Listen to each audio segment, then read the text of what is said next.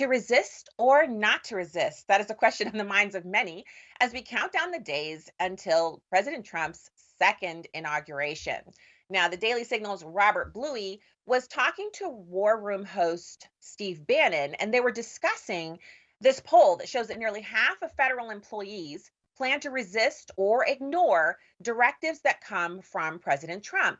Bluey was noting that 54% of those polled said that Trump has the right to fire employees if they don't follow his directives. But what a poll. Watch. Nearly half of federal government managers are planning to do exactly what they did during the first term, and that is resist Trump at every turn. In fact, if you look specifically at the number of federal employees who voted for Kamala Harris, 2/3 of them have said that they will outright ignore directives from the president or do things that they can in their power to resist him from carrying out his agenda. This is the reality of what is going on in Washington, D.C. right now, a week before President Trump takes office.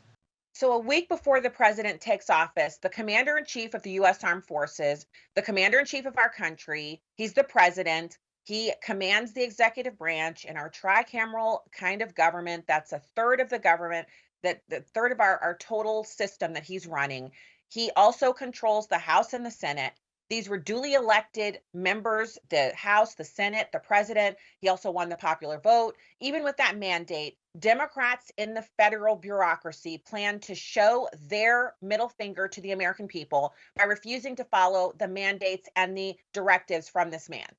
Not because of anything other than they purely hate him because they're suffering from Trump derangement syndrome.